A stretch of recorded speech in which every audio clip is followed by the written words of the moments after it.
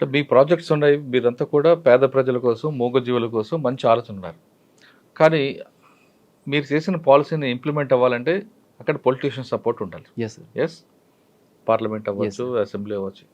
అక్కడికొచ్చేసరికి మీ పాలసీకి ఎగ్నిస్ట్‌గా ఎక్కువ మంది ఉంటారు. వాళ్ళకి మైలేజ్, పొలిటికల్ మైలేజ్ వచ్చిన పాలసీకే ప్రయారిటీ ఇస్తారు Yes, తప్ప, మీరు మూగజీవులకి చేస్తామన్నా, లేదా ఇంకోటి చేస్తామన్నా, మైలేజ్ రాని ప్లాన్స్‌కి వాళ్ళు సపోర్ట్ చేయరు. జనరల్‌గా కరెక్ట్ ఉంటది. Correct right? అటువంటప్పుడు మీ డెసిషన్ వల్ల మారుతదా? నేను అనుకుని సాధించలేదు అని మరొకసారి రిజైన్ చేస్తారా? ఏమో సార్, అటువంటి రిజైన్ చేసి ఇప్పుడు అన్నమలై గారు ఉన్నారు అవును. తమిళనాడులో. ఆయన కెరీర్ని స్టార్ట్ చేసుకున్నప్పుడు ఒక ఐపీఎస్ ఆఫీసర్గా చేయాలనుకున్నారు. సో అటువంటి డెసిషన్ మేకింగ్ ఈ దేశానికి బలం ఏంటంటే యువత. డెమోగ్రఫిక్ డివిడెండ్ స్టేజ్లో ఉంది. ఒకప్పుడు సారా ప్యాకెట్లు, పులిహోర ప్యాకెట్లకి ఇస్తే ఓట్లు వేసే ఓట్లు. ఈ రోజు యువత సోషల్ మీడియా చేతిలో పట్టుకున్నారు. They are well aware of it. కొంతమంది ఉన్నారు పొలిటికల్ అలైన్మెంట్స్ ఉన్న వాళ్ళు ఏంటంటే మంచిని కోరుకుంటున్నారు సార్. నేను చూస్తున్నా, మీరు యూట్యూబ్ కామెంట్స్ కావచ్చు, ఎవరైనా ఎడ్యుకేటెడ్ వాళ్ళతో ఇది చేసినప్పుడు నాలెడ్జ్ అందించడానికి విద్య, వైద్యం, న్యాయం, సామాజిక న్యాయం ఇటువంటి వాటిని అందించే వాళ్ళకి, మంచి సుపరిపాలన చేసే వాళ్ళకి, ఓట్ బ్యాంక్ పాలిటిక్స్ చేయకుండా చేసే వాళ్ళకి, ఇటువంటి వాటికి చేసేదానికి వాళ్ళని ఇస్తున్నారు సార్. భవిష్యత్తులో నేను ఈ పొలిటికల్ కన్సెన్సస్ని కూడా ఇటువంటి ప్రజామోద్యం ఉన్నటువంటి ప్రాజెక్టులకి తీసుకురావడానికి పార్టీలని కన్విన్స్ చేయగలను. అంటే పార్టీలో ఇన్ఫ్లుయెన్షియల్ వ్యక్తుల్ని నేను కన్విన్స్, ఇప్పుడు లైక్ జయప్రకాష్ నారాయణ గారు ఉన్నారు. ఆయన తీసుకొచ్చారు 91st అమెండ్మెంట్ ఏదో తీసుకొచ్చారు. సో ఇట్లా కొన్ని civil society members, X bureaucrats చేయగలుగుతున్నారు. సో మనం సాధారణంగా బ్యూరోక్రాట్స్ అందరికీ పొలిటీషియన్ గా ఫెయిల్ అవుతుంటారు కదా. ఎస్ సార్, అది ఒక ఇండియన్ డెమోక్రసీలో ఉన్న it is an irony sir. అది ఒక అనామలీగా చెప్పొచ్చు.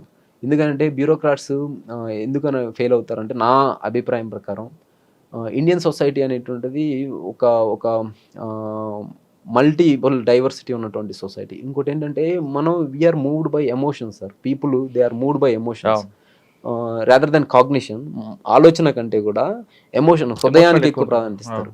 సో పొలిటీషియన్స్ ఏం చేస్తారంటే, ప్రజల హృదయాల్ని పాలిటిక్స్ అన్నది ఎమోషనల్, ఇమేజ్, ప్లానింగ్ ఉంటాయి.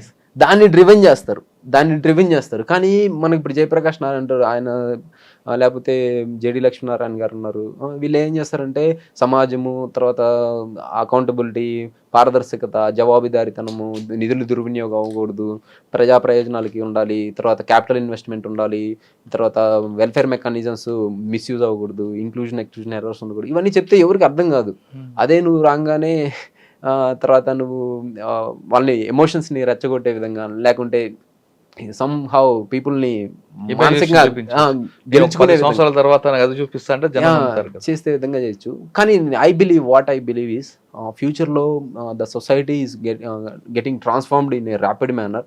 4th industrial revolution, robotics, cybernetics and the brain chips, ఇటువంటి అన్నీ వచ్చినప్పుడు పీపుల్ యొక్క కాగ్నిషన్కి ఇంపార్టెంట్ పెరుగుతుంది సార్.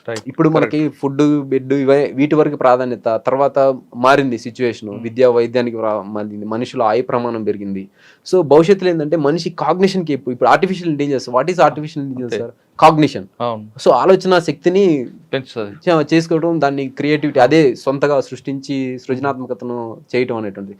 సో ఈ ఆలోచన శక్తికి ప్రాధాన్యత పెరుగుతుంది. సో భవిష్యత్తులో కూడా ఈ ఆలోచన శక్తికి ప్రాధాన్యత అనేటువంటిది పెరుగుతుంది. మీరు ఆలోచన మంచిదే, కానీ యూనిఫామ్ సర్వీస్కి ఎక్కువ ప్రయారిటీ ఉంటుంది కదా. జనంలో కూడా ఎక్కువగా లైక్ చేస్తారు కదా. ఒక ఐపీఎస్ ఆఫీసర్ వేరు, ఐఏఎస్ ఆఫీసర్ చూస్తే ఐఏఎస్ ఆఫీసర్కి ఎక్కువ పవర్ ఉంటుంది, ఫస్ట్ క్లాస్ మేజిస్ట్రేట్ అని తెలుసు. కానీ జనంకి వచ్చేసరికి యూనిఫామ్ సర్వీస్లో ఒక ఐఏపీఎస్ జరుగున్న క్రేజ్ అనేది వేరేగా ఉంటుంది. Yes sir, I agree with your point of view sir. Uniform సర్వీస్కి ఉన్నటువంటి క్రేజ్ ఎందుకనంటే, that is police is the direct manifestation of power sir. Direct manifestation of power. ఇక్కడ ఐఏఎస్ దగ్గర కూడా, డిస్ట్రిక్ట్ మ్యాజిస్ట్రేట్ దగ్గర కూడా పవర్ ఉంటుంది. కానీ ఆయన డైరెక్ట్ మేనిఫెస్టేషన్ చేయరు, ప్రజలని డైరెక్ట్ ఇంపాక్ట్ చేయరు, ఆయన ఇండైరెక్ట్ గా ఇంపాక్ట్ చేస్తుంటారు. ఇప్పుడు మనకు రేషన్ ఉంటుంది, పేదవాడు రోజు అన్నం తింటాడు, అది మన కలెక్టర్ గారి ద్వారా అది ఆ ప్రోగ్రామ్ అమలవుతుందని తెలియదు పేదవాళ్ళకి, మెజారిటీ పేదవాళ్ళు. కానీ ఒక వ్యక్తి ఒక కుటుంబాన్ని లేదా కొట్టారనుకోండి, ఇప్పుడు పోలీసు వాళ్ళ దగ్గరికి వెళ్తే వాళ్ళు వచ్చి ఈ ప్రాబ్లం సాల్వ్ చేస్తారని ప్రజలకి, పీపుల్కి తెలుస్తుంది. దట్ డైరెక్ట్ మేనిఫెస్టేషన్ అనేటువంటి కాంటాక్ట్ ఉండటం వల్ల ఆ ఇమేజ్ అనేటువంటిది పెరుగుతుంది సార్. సో ఐ బిలీవ్ ఫ్యూచర్లో కూడా పీపుల్ కాగ్నిషన్, చెప్పాను కదా, కాగ్నిషన్ ఇంపార్టెన్స్ పెరిగినప్పుడు ఇటువంటి ప్రజల ఆలోచన శక్తి పెరిగినప్పుడు, ఓకేనా, అది అన్నారంటే ఒక ఆమె ఉంటారు పొలిటికల్ థింకర్, ఆమె అంటారు ప్రజల ఆలోచన శక్తి పెరగాలి, వాళ్ళు సివిక్ రిపబ్లికనిజంలోకి రావాలి, వాళ్ళు పాలిటిక్స్లో ఆలోచన చేయాలి, పాలిటిక్స్లో కూడా వివేచన చేయాలంటారు. సో అది పెరిగినప్పుడు ఖచ్చితంగా సార్ బ్యూరోక్రసీ. ఇప్పుడు మీరు 780లో ఐపీఎస్ తీసుకుంటారా? 780లో ఐపీఎస్ వస్తే ఖచ్చితంగా ఐపీఎస్ తీసుకుంటాను సార్. బట్ నేను మళ్ళీ బెటర్ అటెంప్ట్, నాకు ఇంకా అటెంప్ట్స్ ఉన్నాయి. నేను ఖచ్చితంగా మళ్ళీ ఒకవేళ ఐపీఎస్ తీసుకున్నారనుకోండి, మీకు ఏపీ క్యాడర్ వచ్చింది అనుకుందాం, ఓకే, ఏపీ క్యాడర్లో మరి మీకు అవమానపరిచిన ఆఫీసర్ ఎదురయ్యారు అనుకోండి, అప్పుడు ఏం చేస్తారండి? నన్ను అవమానించినటువంటి ఆఫీసర్ ఎదురైన సందర్భంలో మామూలుగా చాలా కామన్గా వచ్చేటువంటి ఆలోచన, మీరు ఏం టెన్షన్ అడిగారు నాకు తెలుసు, ప్రతీకారమా లేకపోతే ఆ రివెంజ్ ఉంటుందా అన్నటువంటిది. సో నా ఉద్దేశంలో ఏంటంటే సార్, రివెంజ్, నా ఉద్దేశం అది కాదు, ప్రతీకారం తీర్చుకుంటారని కాదు. ఆ వ్యక్తి మీకు ఒక విధంగా హెల్ప్ చేశాడని నేను అంట, అంటే మీరు ఆ రోజు అవమానపరిచారు, దానికి ఎవరు కాదనరు, కానీ అవమానపరచడం పీక్ స్టేజ్కి వచ్చింది కాబట్టి మీలో ఒక కసి బయలుదేరింది. ఆ కసి వల్ల మీరు ఆ రేంజ్లో ఖచ్చితంగా వెళ్ళాలని వచ్చారు. ఒకవేళ ఆ సంఘటన జరగలేదు అనుకుంటే మీరు రొటీన్గానే ఎఫర్ట్స్ పెడతా ఉండేది, అది వెళ్తుంటారు, కానిస్టేబుల్ నుంచి లేదు మహా అయితే ఎస్ఐ అవుతారు, లేదంటే గ్రూప్ 1 రాస్తారు. అయితే నేను ఆ విధంగా భావిస్తారా, లేదు ఆయనకు ఒకసారి నేను చూడాలి అంటారా? నేనేమంటానంటే, హెల్ప్ చేయాలన్నప్పుడు మనం యాక్షను, దాని అనుకున్నటువంటి ఇంటెన్షన్ రెండింటిని చూడాలి. యాక్షన్ ఇంటెన్షన్ రెండు హెల్ప్ చేయాలనేటువంటి ఇంటెన్షన్తో ఉన్నాయనుకోండి, సో అప్పుడు అది హెల్ప్ అవుతుంది. అట్లా కాకుండా ఇంటెన్షన్ వేరే, యాక్షన్ యొక్క రిజల్ట్స్ వేరే. ఇప్పుడు ఆయన చేసిన యాక్షన్ వల్ల నేను సివిల్ సర్వీస్కి వచ్చాను, బట్ ఆయన ఇంటెన్షన్ ఏంటంటే ఆ రోజు నన్ను హర్ట్ చేయటము, నన్ను డెరోగేటరీగా చేయటం అనేటువంటి నా ఆత్మస్థైర్యం దెబ్బ. సో ఇక్కడ ఇది సింక్రనైజేషన్ లేదు కాబట్టి it was an accident. Are you getting my point? It was an accident. The accident that has turned my thought process and my course of action in my career. Correct. So I accident. So ఇప్పుడు మీరు ఎప్పుడైనా మీకు ఒక స్పాట్లో accident అయింది అనుకోండి, ఆ స్పాట్కి వెళ్ళినప్పుడు జాగ్రత్తగా ఉంటారా? మైండ్ఫుల్గా ఆలోచన చేస్తారా?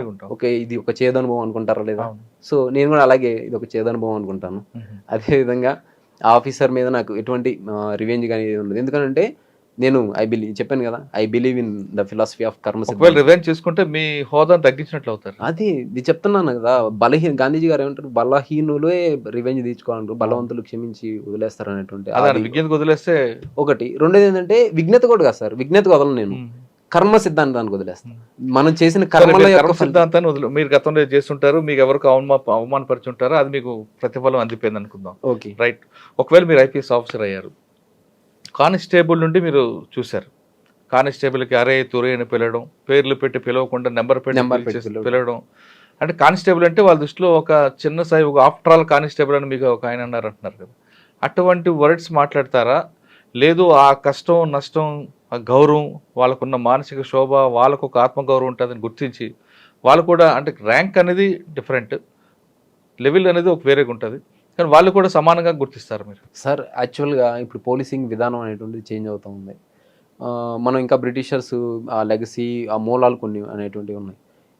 పోలీసింగ్ అనేటువంటిది 90%, ఐ మీన్ 85% లోయర్ ర్యాంక్ పీపుల్తోనే అది మీరు అన్నట్టు police constable basic pillar. So వాళ్ళని మనం ఇంకా ఉత్సాహపరిచి వాళ్ళ దగ్గర ఉన్నటువంటి టాలెంట్స్ని బయటికి తీసి చేయాలంటే, ఇప్పుడు ఒక కన్స్ట్రైన్డ్ సిచ్యువేషన్లో ఒక ఫ్లవర్ బ్లూమ్ అవ్వదు. అదే ఒక స్వేచ్ఛాపరమైనటువంటి వాతావరణంలో వాళ్ళకు ఉన్నటువంటి ఎబిలిటీస్ని రియలైజ్ అవ్వాలంటే ఫ్లవర్ అనేది బ్లూమ్ అవుతుంది. అట్లా ఇప్పుడు ఏముందంటే నా అబ్జర్వేషన్లో ఈ ఆఫీసర్, హైయర్ ఆఫీషియల్స్, మీకు ఇంకొక విషయం, డైరెక్ట్ ఐపీఎస్ రిక్రూట్స్ ఉన్నారా అయిన వాళ్ళు.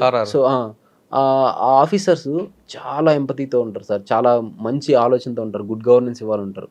కానీ ఈ లోయర్ లెవెల్ పీపుల్ ఉంటారు, వాళ్ళు కూడా వీళ్ళు చెప్పింది చేయడానికి రెడీగా ఉంటారు. కానీ ఈ మధ్యలో ఉంటారు చూసారు, ఎస్ఐ, సబ్ ఇన్స్పెక్టర్, డిఎస్పీ, ఈ ర్యాంక్లో అంటే ప్రమోటీస్ వీళ్ళు ఉన్నటువంటి వాళ్ళు, ఇక్కడ ప్రాబ్లం వస్తుంది సార్. వీళ్ళు ఏంటంటే అటు హైర్ ఇది కాదు, ఈ డెసిషన్ మేకింగ్ పొజిషన్లో వీళ్ళు ఎగ్జిక్యూషన్ చేసి ఉంటారు. వీళ్ళు ఏం చేస్తారంటే మిస్ట్రీట్మెంట్ చేస్తారు సార్. సో వీళ్ళ యొక్క ఐడియల్స్ ఉంటాయా, ఇప్పుడు ఒక ఐపీఎస్ ఆఫీసర్ వచ్చి మనం సుపరిపాలన, గుడ్ గవర్నెన్స్ చేయాలి, ఫ్రెండ్లీ పోలీసింగ్ చేయాలన్నప్పుడు ఆ ఇంటెన్షన్స్ని వీళ్ళు ఎగ్జిక్యూట్ చేయరు. వీళ్ళ యొక్క అహంకార ధోరణి, వీళ్ళ యొక్క రిజిడ్ యాటిట్యూడ్స్ని ఇవ్వడం వల్ల అది జరుగుతుంది. సో నేనేం చేస్తానంటే ఈ ఆఫీసర్స్ నాకు అన్ని లెవెల్లో తెలుసు కదా, కొత్తగా వచ్చిన ఐపీఎస్ ఆఫీసర్కి పోలీస్ కానిస్టేబుల్ లెవెల్ తెలియదు.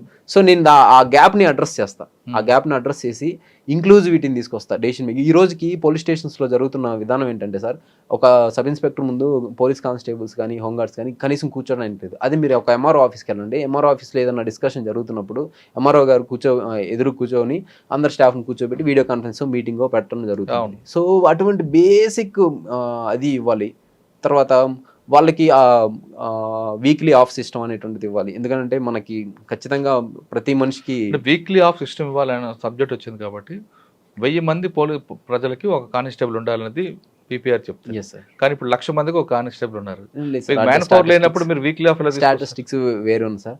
ఇంకొకటి ఏంటంటే సార్, నేను బిలీవ్ చేసేది systematic organisation of resources and efficient use of resources sir. ఇప్పుడు మనకి మీ దగ్గర మనం చేయాలనుకుంటే రిక్రూట్ చేసుకుంటే గవర్నమెంట్కి చాలా మంది రిక్రూట్ చేసుకోవచ్చు. ఇప్పుడు ప్రజా వనరులు చాలా ఉన్నాయి. So that is the beauty. మనం ఇప్పుడు ఇండియన్ సొసైటీ, ఇండియన్ గవర్నమెంట్ అనేటువంటిది మనం రిసోర్స్ని ఎఫిషియెంట్గా యూజ్ చేసుకోవాలి.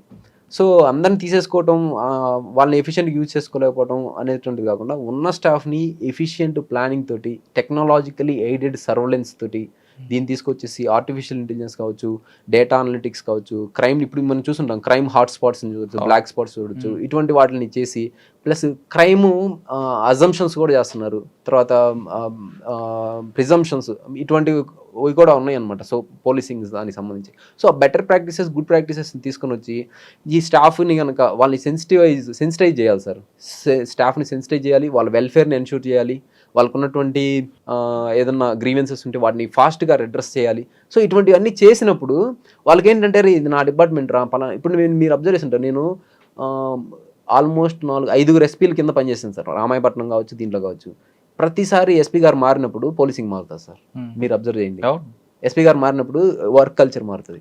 సో ఎస్పీ గారు మారినప్పుడు మారిపోతుంటుంది. ఇప్పుడు సిద్ధార్థ కౌశల్ గారు ఉన్నారు, జియో అని పెట్టారు, జూనియర్ ఇన్వెస్టిగేషన్ ఆఫీసర్స్ అని.